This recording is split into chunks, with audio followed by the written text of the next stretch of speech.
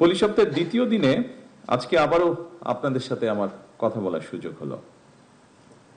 Police প্রশাসনের কাছে বর্তমান সরকার কি ধরনের প্রত্যাশা করে সেটি গতকাল যে অনুষ্ঠানটি ছিল আমাদের, সেখানে আমি আপনাদের সামনে কম বেশি তুলে ধরেছি। কিছু হয়তো একটু ডিফারেন্ট কিছু বলার চেষ্টা করব আজকে, আবার গতকাল যা বলেছি তার মধ্যে থেকেও কিছু কিছু জিনিস তুলে ধরতে চাইব যেগুলো আমার কাছে গুরুত্বপূর্ণ মনে হয়েছে। বেশি গুরুত্বপূর্ণ সবগুলোই ছিল, বাট বেশি গুরুত্বপূর্ণ যেগুলো। অফিসার বৃন্দ, আমরা সমৃদ্ধ, স্বনির্ভর, গণতান্ত্রিক, নিরাপদ, মানবিক একটা বাংলাদেশ গড়তে চাই। আপনি ইউনিফর্মের বাইরে গিয়ে আমার এই কথার সাথে একদম একমত পোষণ করবেন, এবং আমি বিশ্বাস করি একজন নাগরিক হিসাবে, এবং আমি বিশ্বাস করি ইউনিফর্মে থেকেও আপনি একজন মানুষ হিসাবে এই কথাগুলো বা এই কথার যে প্রতিফলন সেটি আপনিও চাইবেন একজন বাংলাদেশী হিসাবে। কথাটা শুধু একটা স্লোগান নয়, আমরা এই আকাঙ্ক্ষা বাস্তবায়ন করতে চাই, এবং আমরা সকলেই জানি কষ্ট হলেও, ডিফিকাল্ট হলেও, আমাদের অনেক ডিফিকাল্টিজ আছে, তারপরে এটি বাস্তবায়ন করা কিন্তু সম্ভব ইনশাল্লাহ। এবং এটা বাস্তবায়নের জন্য প্রথমেই যেটা প্রয়োজন সেটা স্বরাষ্ট্রমন্ত্রী উনি উল্লেখ করেছেন ওনার বক্তব্যে, সেটা হচ্ছে দেশের আইন শৃঙ্খলার নিয়ন্ত্রণ, জনগণের শান্তি এবং নিরাপত্তা বজায় রাখা। আজকে আপনারা যারা এই ঘরে উপস্থিত আছেন, এই মুহূর্তে সারা দেশের মাঠ পর্যায়ে আইন শৃঙ্খলা নিয়ন্ত্রণের ক্ষেত্রে কিন্তু আপনারা সরাসরি ভূমিকা রাখেন এবং রাখছেন আপনারা।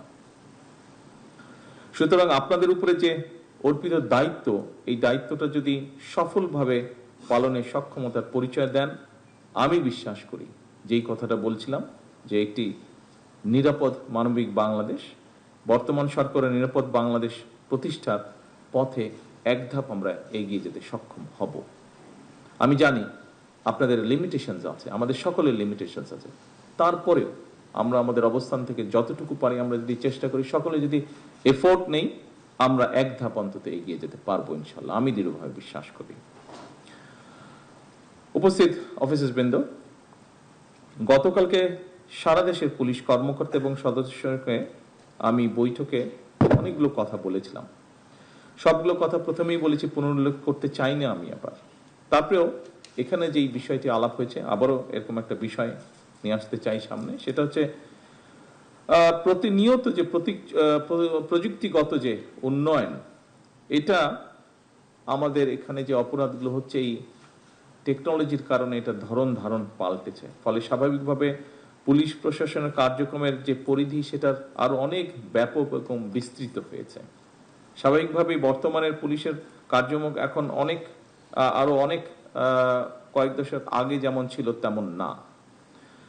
বলা যায় শুধু যে মাত্র শহর বা জেলার ভিতরেও সীমাবদ্ধ তাও না, বর্তমানে যেটাকে বলে ট্রান্সন্যাশনাল অর্গানাইজ ক্রাইম, বৈশ্বিক বাস্তবতা যেটা, এবং এই কারণেই বিশেষ করে আমাদের প্রত্যেক পুলিশ কর্মকর্তাকে আরো বহুমুখী, দক্ষ হওয়া প্রয়োজন। এটা বোধহয় এখন স্বাভাবিকভাবে আপনারা কাজ করতে গিয়ে এই সমস্যাটা ফেস করছেন, এবং এটা সময়ের একটা দাবি।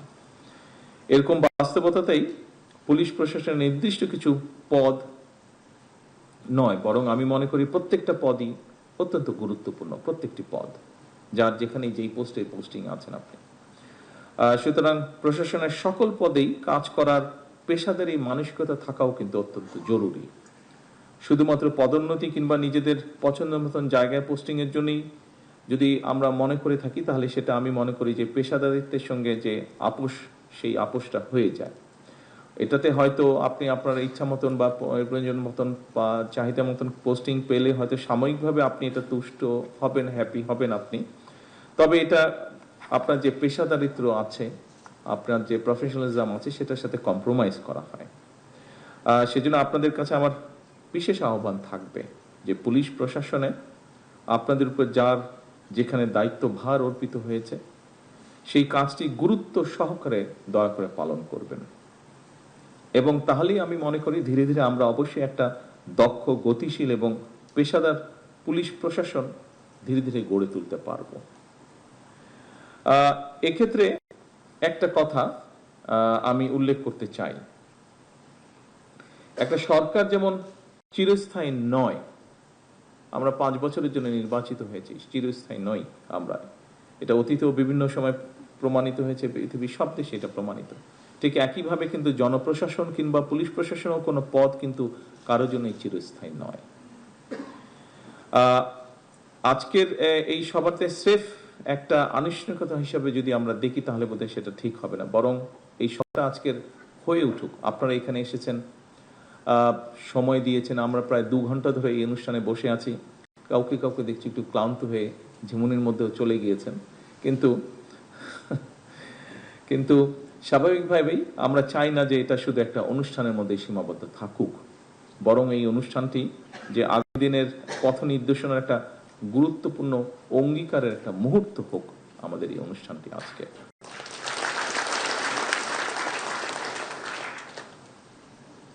অফিসার বৃন্দ, বিশ্বের যে কোনো দেশেই একটা সরকারের সাফল্যের জন্য দক্ষ, সাহসী, সৎ, নিরপেক্ষ পুলিশ প্রশাসনের বিকল্প কোনো আছে বলে আমি মনে করি না, এর কোনো বিকল্প নেই। বিপদে পড়লে, যেটি মিনিস্টার সাহেব উল্লেখ করেছেন ওনার বক্তব্যে, গতকালকেও আমি আমার বক্তব্যে বলেছিলাম, আবারও আমি তুলে ধরতে চাই কথাটা, যে বিপদে পড়লে একজন সাধারণ মানুষ কেন, যে কোনো মানুষ, একজন লয়ার হোক, ডাক্তার হোক, ব্যবসায়ী হোক, একজন আপনার যে কোনো পেশার মানুষই কিন্তু প্রথমেই কিন্তু আপনাদের কাছে চায়, অর্থাৎ তার যে এলাকায় লোকাল থানা, পুলিশ থানা, সেখানেই যায়। আমি দৃঢ়ভাবে বিশ্বাস করি, আমি নিজের অভিজ্ঞতা দিয়েও দেখেছি, আমি দৃঢ়ভাবে বিশ্বাস করি সেখানে যে রেসপন্সিবল পুলিশ অফিসার থাকে, পুলিশ সদস্যরা থাকেন, তারা যদি আন্তরিকভাবে চান তাহলে আইনি এবং কৌশলী ভূমিকা নিয়ে কিন্তু অনেক ঘটনা শুরুতেই নিষ্পত্তি করা যায়। এবং গত বিশেষ করে 5 তারিখের পরে এরকম অনেকগুলো প্রমাণ কিন্তু আপনারা রেখেছেন। কৌশলীভাবেও কিন্তু আমরা অনেক জিনিস, অনেক সিচুয়েশন ট্যাকেল করতে পারি আমরা কৌশলীভাবে। পুলিশের কার্যক্রমের উপরে পুলিশের আস্থা এবং নির্ভরতার সৃষ্টি হলে আমি মনে করি একটা যে নতুন সমস্যা তৈরি হচ্ছে বা হয়েছে, বিশেষ করে 5ই আগস্টের পরে মব ভায়োলেন্স, এই জিনিসটাকে খুব সুন্দরভাবে ট্যাকেল করা সম্ভব হয়, যা মাত্র আমি উল্লেখ করছি। আপনারা গত 1.5-2 বছরের মধ্যে, 1.5 বছর, বিশেষ করে 5ই আগস্টের পর থেকে এরকম অনেকগুলো ইনস্টেন্স আছে যেখানে আপনারা ম্যানেজ করেছেন বিষয়গুলো খুব সুন্দরভাবে।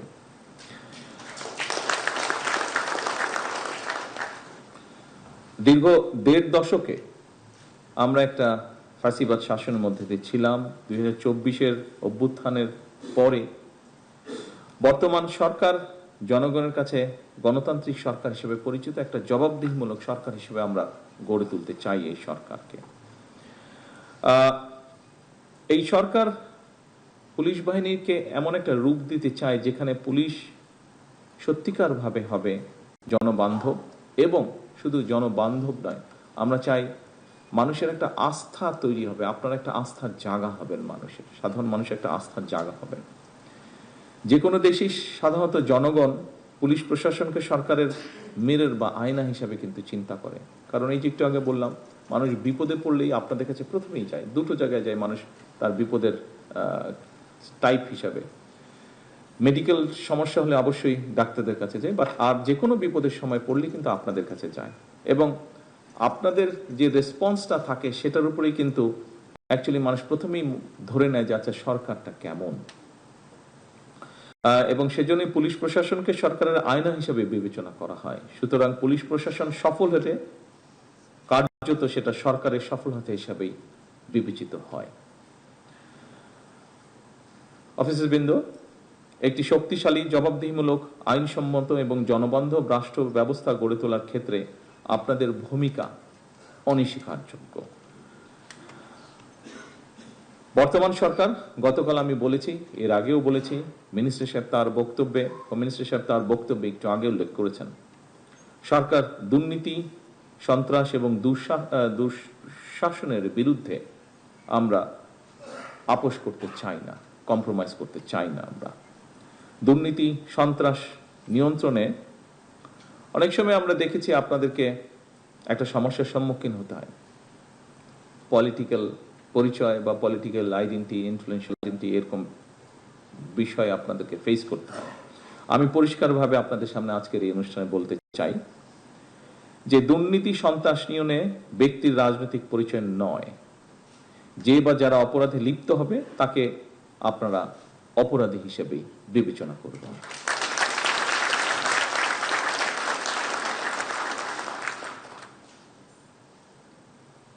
কোন ব্যক্তি বা দল কিন্তু আপনাদের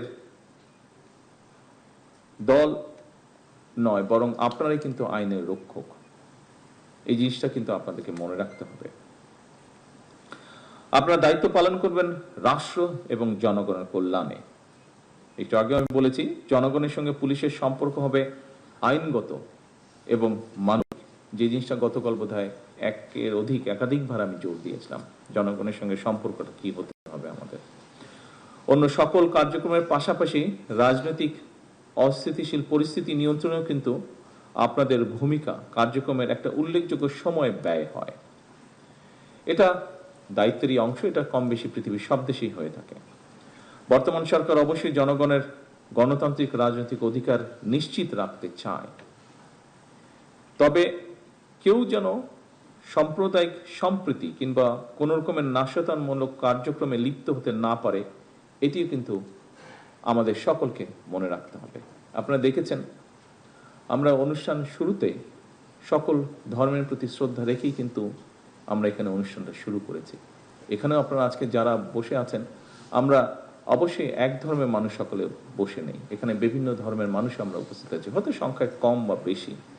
সেজন্যই যে সাম্প্রদায়িক যে সম্প্রীতি, এটি এই জন্যই আমাদেরকে বজায় রাখতে হবে, কঠোরভাবে এটিকে আমাদের এনশিওর করতে হবে। কারণ আপনার সাথে খুব ভালো সম্পর্কের একজন সহকর্মী আছেন, হতে পারেন তিনি আপনার সহধর্মের মানুষ নন, অন্য ধর্মের মানুষ, কিন্তু আপনার সাথে মানুষ হিসাবে, একজন সহকর্মী হিসাবে তার সাথে আপনার সম্পর্ক অত্যন্ত ভালো, অত্যন্ত ফ্রেন্ডলি সম্পর্ক। সেই মানুষের কথা বিবেচনা করেই আপনাকে এই দায়িত্বটি পালন করতে হবে। উপস্থিত অফিসারবৃন্দ, সরকারের পক্ষ থেকে আপনাদের কাছে একটি বিষয় সম্পর্কে স্পষ্ট ধারণা থাকা দরকার। সেটা হলো, বর্তমান সরকার নির্বাচনী ইশতেহার এবং জনগণের সামনে স্বাক্ষরিত যে জুলাই সনদ, এটার প্রতিটি দফা, প্রতিটা অঙ্গীকার পর্যায়ক্রমে অক্ষরে অক্ষরে বাস্তবায়ন করবে ইনশাল্লাহ। এ নিয়ে আমার মনে হয় কারোর মধ্যে সংশয় থাকার প্রয়োজন নেই। রাষ্ট্র ও সমাজে মানুষ নানা রকম অপরাধে জড়িয়ে পড়ে। অর্থনৈতিক বৈষম্য স্বাভাবিকভাবেই এর অন্যতম একটি কারণ।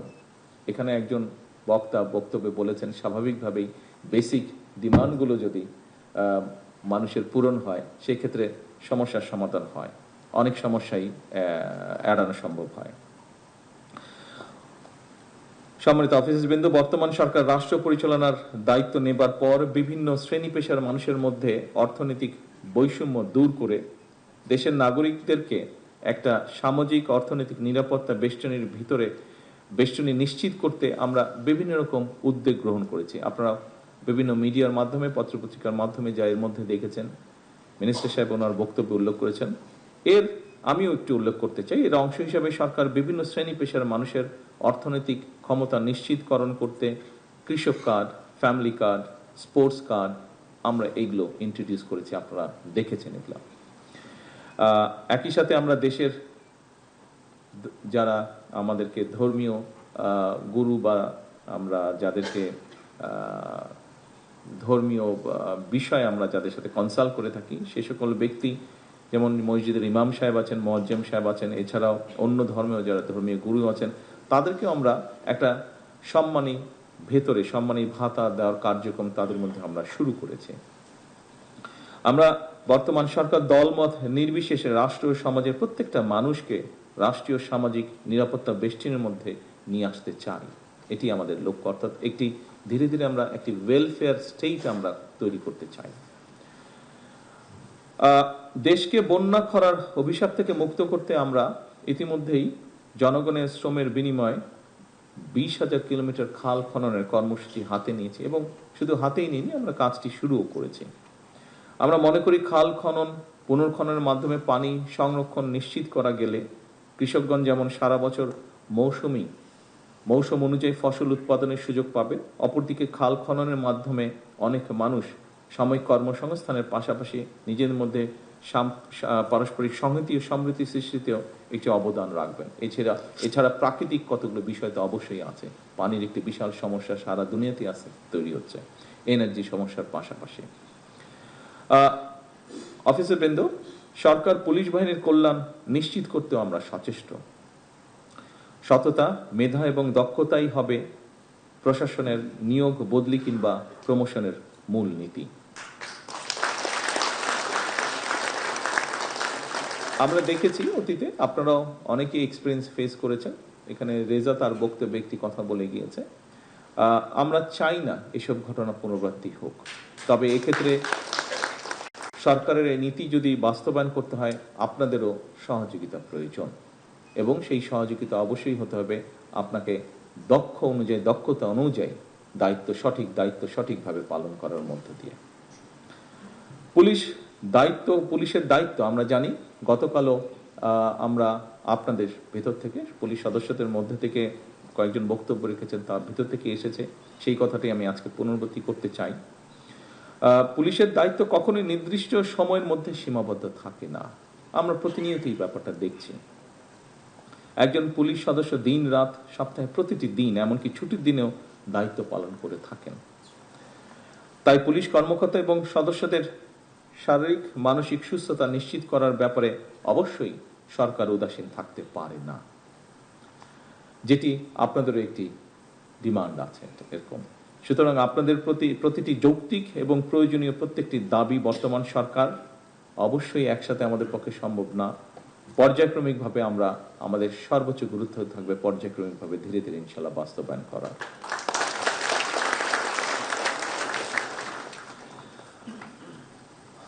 সকল উপস্থিতিবৃন্দ, অফিসারবৃন্দ, দেশের জনগণ সরকারকে কিভাবে দেখে বা মূল্যায়ন করে এর অনেকটাই কিন্তু নির্ভর করে আপনাদের আচরণের উপরে, বিশেষ করে মাঠ পর্যায়ে যারা আপনারা কাজ করেন, আপনাদের আচরণের উপরে, কার্যক্রমের উপরে। সুতরাং রাষ্ট্র আপনাদের কাছে সততা, দক্ষতা, সেবা, ন্যায়পরায়ণতা, পেশাদারিত্ব ও মানবিকতা অবশ্যই আশা করে। যথাসম্ভব এসব গুণগুলো অর্জন করতে পারলেই আপনারা নিজেরাই যে স্লোগান আজকে তৈরি করেছেন আর এইবারকার পুলিশ সপ্তাহে, আমার পুলিশ আমার দেশ, সবার আগে বাংলাদেশ, আমি মনে করি তাহলেই ধীরে ধীরে পর্যায়ক্রমিকভাবে এই স্লোগানটি সার্থক এবং সফল হবে। উপস্থিত অফিসারবৃন্দ, আমার এখন বক্তব্যের শেষ পর্যায়ে আমি নিয়ে এসেছি। আমি বুঝতেই পারছি স্বাভাবিকভাবে আমার নিজেরও হয়, বেশি লম্বা মিটিং হলে কিছুটা ধৈর্যচ্যুতির একটা কারণ থাকে। 2 ঘন্টা হয়ে গিয়েছে আমাদের। এখানে একটি বিষয় আমি পরিষ্কারভাবে আপনাদের সামনে তুলে ধরতে চাই, বা আমার কিছু বিষয় আপনাদের সাথে আমি শেয়ার করতে চাই। সেটি হলো, আমার বক্তব্যে আমি উল্লেখ করেছি আমরা রাজনৈতিকভাবেও, সংসদেও, বিভিন্ন জায়গায় আমরা আমাদের অবস্থান থেকে, অর্থাৎ সরকার বা আমরা যারা সরকারে সরাসরিভাবে কাজ করছি, আমরা সংক্ষিপ্তভাবে একটি চিত্র বিভিন্ন জায়গায় আমরা তুলে ধরি। সেটি হচ্ছে, বর্তমান সরকার স্বাভাবিকভাবে যখন দায়িত্বভার গ্রহণ করেছে, আমরা প্রায় প্রত্যেকটি সেক্টর খুব ভঙ্গুর অবস্থায় পেয়েছি। একটি যুদ্ধবিধ্বস্ত দেশে যখন দেশের জনগণ যখন যাত্রা শুরু করে, যুদ্ধবিধ্বস্ত দেশে সরকার যখন যাত্রা শুরু করে, সেরকম একটা অবস্থার মধ্যে আমরা এই দেশটিকে পেয়েছি। স্বাভাবিকভাবেই বর্তমানে দায়িত্ব থাকার কারণে আপনাদের সাথে যেরকম সরাসরি কথা বলার সুযোগ হচ্ছে, আপনাদের বিষয়গুলো জানার সুযোগ হচ্ছে, স্বাভাবিকভাবে আপনি আর্মির কথা বলেন, নেভির কথা বলেন, এয়ারফোর্সের কথা বলেন, অন্য প্রতিষ্ঠানের কথা বলেন, সেগুলোর ব্যাপারেও সরাসরিভাবে জানার সুযোগ হচ্ছে বা বিষয়গুলো দেখার সুযোগ হচ্ছে। একইভাবে স্বাস্থ্যের কথা বলেন, একইভাবে শিক্ষার কথা বলেন। কয়েকদিন আগে আমার কাছে অডিটর জেনারেল সাহেব এসেছিলেন। এটি আমি রাজনৈতিকভাবে উপস্থাপন করছি না, আমি বাস্তবতা তুলে ধরছি। আমি কাউকে রাজনৈতিকভাবে দোষারোপ করছি না। এদেশের নাগরিক আপনারা এদেশে বড় হয়েছেন, আপনাদের সন্তানরাও এদেশে বড় হচ্ছে, সেজন্যই আমি কথাগুলো তুলে ধরছি, একজন নাগরিক হিসেবে নয়। অডিটর জেনারেল সাহেব যখন আসলেন, উনি আমাকে ওনাদের রিপোর্টের অনেকগুলো বিষয় তুলে ধরলেন। কিছু পরে আমি দেখলাম পত্রিকাতেও এসছে, খুব সম্ভবত সেক্রেটারিয়েটে আপনাদের কারো অনেকেই ধারণা আছে, বিশেষ করে যারা ওই এলাকাতে কাজ করছেন বা আপনারা মনিটর করছেন সবকিছু। দেখছেন, আপনার ধারণা আছে যে আমার অফিস থেকে সেক্রেটারি যে অফিসে আমি বসে এখান থেকে বের হলেই সাংবাদিকরা নিচে থাকে, যেই বের হচ্ছেন তাকে জিজ্ঞেস করেন। খুব সম্ভব সেভাবেই বোধহয় কথাটা বের হয়েছে। অডিটর জেনারেল সাহেব আমাকে অনেকগুলো বলার মধ্যে আমি খুব আশ্চর্য হয়েছি। আগে পত্রিকায় পড়েছিলাম, স্বাভাবিকভাবে পত্রিকায় অত ওভাবে না থাকলে অডিটর জেনারেল যেহেতু অডিট করেছেন পরিষ্কারভাবে দিয়েছে, কথাগুলো ফুটে উঠেছে বা বেরিয়ে এসেছে, উনি যেহেতু ইনভেস্টিগেট করেছেন। রূপপুর সম্পর্কে উনি বলেছিলেন আমাকে যে রূপপুরে স্বাভাবিকভাবে যে প্রজেক্ট হয়েছে সেখানে ফুল ফার্নিশ কোয়ার্টার তৈরি করা হয়েছে বিদেশি যারা আসবে তাদের জন্য। সেখানে বালিশ যখন কেনা হয়েছে সেই বালিশের দাম ধরা হয়েছে ৮০,০০০ টাকা। আপনি একজন স্বাভাবিক মানুষ হিসেবে চিন্তা করতে পারেন কখনো কোনো বালিশের দাম পৃথিবীতে ৮০,০০০ টাকা হতে পারে? অস্বাভাবিক একটি ব্যাপার। সেখানে ফার্নিচার যেহেতু ছিল, ড্রেসিং টেবিল কেনা হয়েছে। এটি অডিটর জেনারেল সাহেবের কথা। যে ড্রেসিং টেবিল ওনার ধারণা ৩০-৩৫,০০০ টাকার দাম, সেই ড্রেসিং টেবিলের দাম ধরা হয়েছে ৪ থেকে ৫ লক্ষ টাকা। এই রূপপুর প্রকল্পটি সিমিলার প্রকল্প আমাদের পাশের একটি দেশ করেছে, তাদের লেগেছে অ্যাবাউট খুব সম্ভবত ১৪,০০০ থেকে ১৪,০০০ কোটি টাকার মতন। বাংলাদেশে যে রূপপুর আণবিক এই যে রূপপুরে যে প্রকল্পটি করা হয়েছে এটির খরচ গিয়ে আলটিমেটলি খুব সম্ভবত দাঁড়িয়েছে ৯৬,০০০ কোটি টাকা। আসুন, একটি টানেল তৈরি করা হয়েছে, টানেলটির নাম কর্ণফুলী টানেল। এটি সম্পর্কে অনেকেরই আপনাদের পরিষ্কার ধারণা আছে।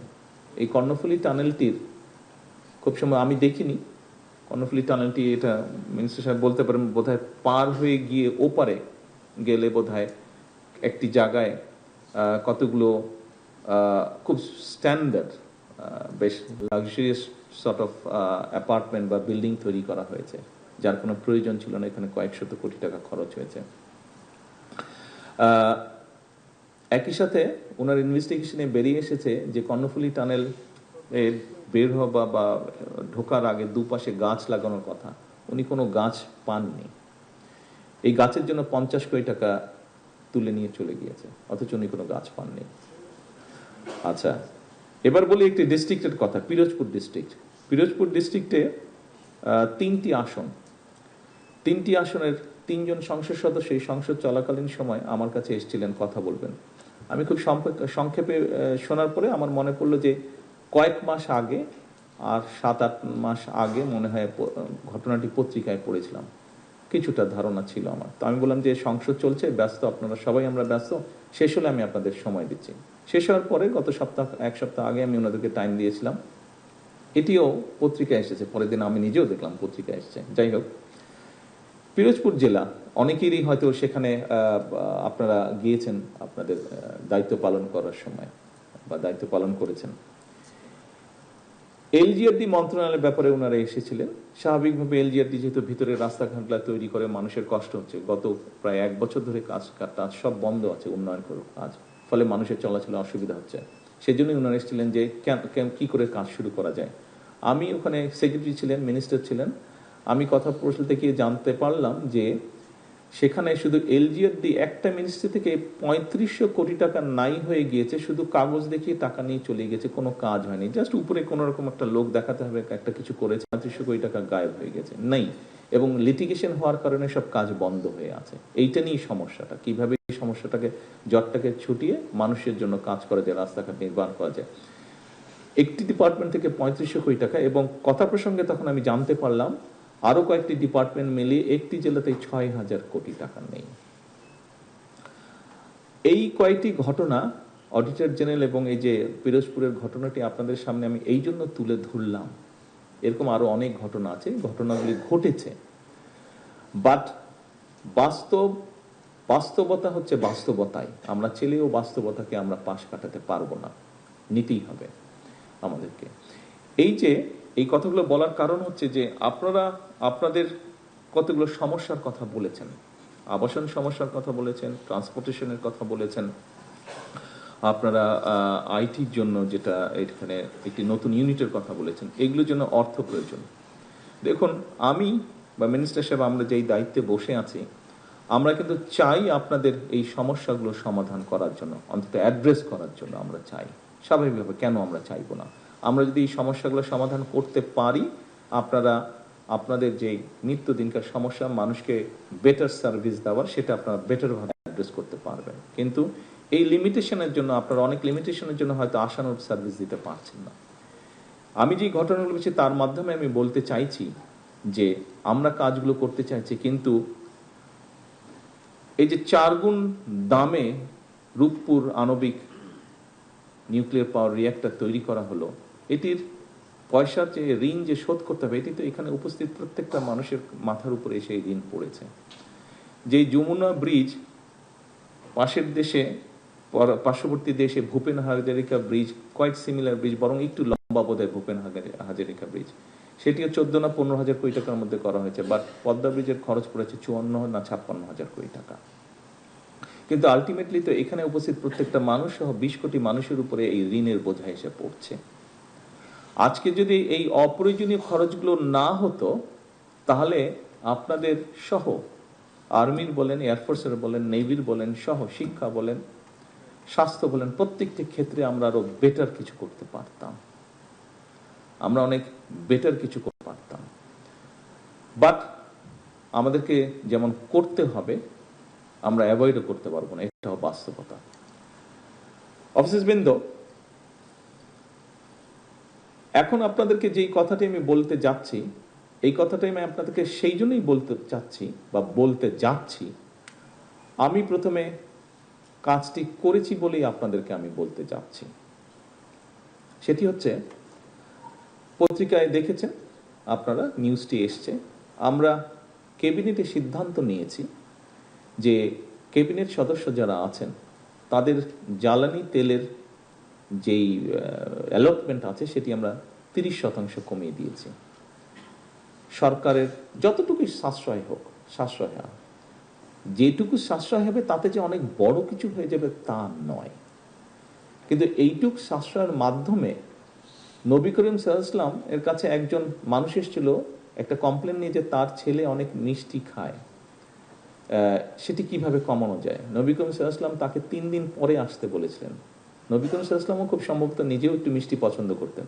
উনি 3 দিন পরে যখন লোকটা আসলো, তখন নবী করিম সাল্লাল্লাহু আলাইহি ওয়াসাল্লাম বললেন যে তুমি গিয়ে বলো তোমার ছেলেকে মিষ্টি কম খেতে। বলে আপনি 3 দিন আগে বললেই হতো। ঘটনাটা আপনারা জানেন, যারা জানেন আপনারা সবাই ঘটনাটা জানেন। এই যে ক্যাবিনেট সদস্যরা ডিসিশন নিয়েছেন যে ওনাদের 30% তেল ওনারা কম ব্যবহার করবেন, আমি বলছি না যে আপনারা করবেন, আপনাদের ক্ষেত্রে সেটা সম্ভব না, সকল ক্ষেত্রে আপনাদেরকে সার্ভিস যেহেতু দিতে হয়। আমরা সেক্ষেত্রে এমার্জেন্সি যারা আছে, আপনারা যেমন এমার্জেন্সি মেডিকেল আছে, ফায়ার ব্রিগেড আছে, এরকম ক্ষেত্রে আমরা সেটিকে যেই সাসপেনশন দিচ্ছিল সেটা আমরা উইথড্র করেছি। বাট অন্যান্য আরো অনেক ক্ষেত্রে কিন্তু এই বিষয়টি আপনারা অ্যাপ্লাই করতে পারেন, এই বিষয়টি আপনারা অ্যাপ্লাই করতে পারেন। আমরা আমার অবস্থান থেকে, আমি যেখানে অফিস করি সেখানে আমরা অনেক খরচ কমানোর চেষ্টা করেছি, অনেকাংশে আমরা করেওছি। এইটা করে আমি আপনাদেরকে বলতে চাচ্ছি, আপনাদের এরকম অনেকগুলো স্কোপ আছে যেখানে আপনারা করতে পারেন। অফিসার্সবৃন্দ, বিষয়টি হচ্ছে আমরা চেলে তো চেতেই পারি আমরা যে এটা লাগবে, এটা লাগবে, ওটা লাগবে। তবে আমরা একটু অন্যভাবে তো চেষ্টা করলেও করতে পারি যে ঠিক আছে, আমি আমার রাষ্ট্রকে কি দিতে পারি, কতটুকু দিতে পারি। অবশ্যই আপনি সার্ভিস দিচ্ছেন, আপনি জান বাজি রেখেও সার্ভিস দিচ্ছেন, এখানে উপস্থিত প্রায় প্রত্যেকটি মানুষ জান বাজি রেখেও আপনি সার্ভিস দিচ্ছেন। এর বাইরেও কিছু তো আমরা দিতে পারি, যেই জিনিসটা না হলেই নয়। আমরা অনেক জিনিস আছে এরকম যে এই জিনিসটা আমরা যদি স্কিপ করি, আমরা যদি বাদ দিই তাহলেও হবে, এবং তাতে রাষ্ট্র বা সরকারের কিছুটা হলেও সেভ হবে। আমরা যদি এই মানসিকতা, এই জন্যই আমি আপনাদেরকে বললাম যে আমি জিনিসটা চেষ্টা করেছি আমার অবস্থান থেকে কিছুটা হলেও করতে, এবং সেইটা করার পরেই সেই সৎ সাহসটা নিয়ে আমি আপনাদেরকে বলছি, আসুন আমরা এই ঘরে দাঁড়িয়ে, আমি এই পিএমও যারা স্টাফ আছেন তাদের আমি ওতনার পরে প্রথম যখন এই অফিসে আসলাম তাদের উদ্দেশ্যে আমি একটা কথা বলেছিলাম। আমি মনে করি এই কথাটি আজকেও এই ঘরে যারা আছেন তাদের জন্য অ্যাপ্লিকেবল। সেই কথাটি হচ্ছে, দেখুন আমরা এই মুহূর্তে এই ঘরে যারা বসে আছি, বাংলাদেশের 20 কোটি মানুষের তুলনায় আমরা কিন্তু সবাই প্রিভিলেজড। কিন্তু কোনো না কোনোভাবে আমরা প্রত্যেকেই প্রিভিলেজ, অনেকের থেকে অনেক কোটি গুণ বেশি প্রিভিলেজ। যেহেতু আমরা প্রিভিলেজড, আসুন না আমরা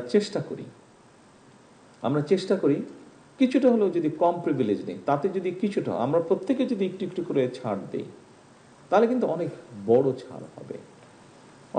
ছাড় হবে।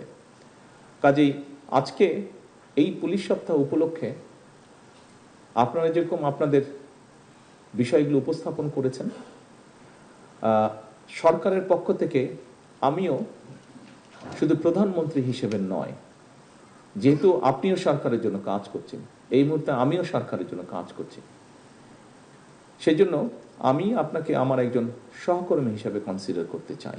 আপনার কাজও হচ্ছে জনগণের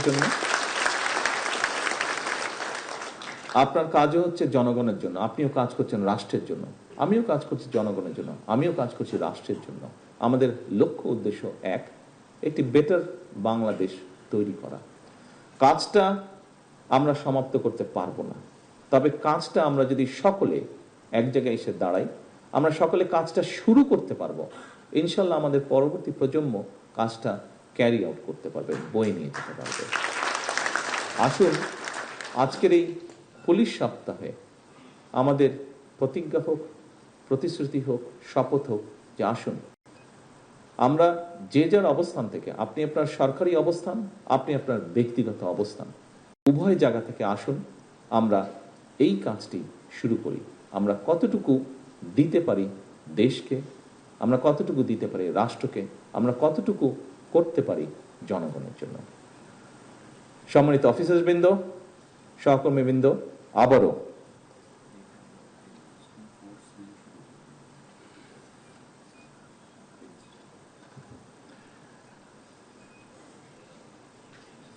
পুলিশের যেই সাইবার ক্রাইম ইউনিটটি আছে, আমাকে মাত্র মিনিস্টার সাহেব বললেন যে এটি আমরা যে এক্সিস্টিং আমাদের যে ইনফ্রাস্ট্রাকচার আছে, সেই ইনফ্রাস্ট্রাকচারের ভেতর দিয়ে আমরা কাজটি শুরু করতে পারবো। এটি হচ্ছে মিনিস্টার সাহেব আমাকে বলেছেন, আসুন আমরা সেটি শুরু করি। এডিশনাল যদি মিনিমাম কিছু সাপোর্ট লাগে, অবশ্যই সরকার সেই সহযোগিতা আপনাদেরকে করবে। সম্মানিত অফিসারবৃন্দ, প্রিয় সহকর্মীবৃন্দ, পুলিশ সপ্তাহ 2026-এ আজকে শেষ যেই কথাটি আমি আপনাদেরকে বলবো, একজন সহকর্মী হিসাবে আসুন আমরা যে প্রিভিলেজড মানুষ আমরা যারা আছি, আসুন আমরা আমাদের অবস্থান থেকে দেশ, জাতি এবং এদেশের মানুষ, এই রাষ্ট্র, তাদের জন্য যতটুকু সম্ভব আমরা ছাড় দিয়ে আমরা সামনে এগিয়ে যেতে সকলকে সহযোগিতা করি। সকলে ভালো থাকবেন, ইনশাল্লাহ সুস্থ থাকবেন। আসসালামু আলাইকুম।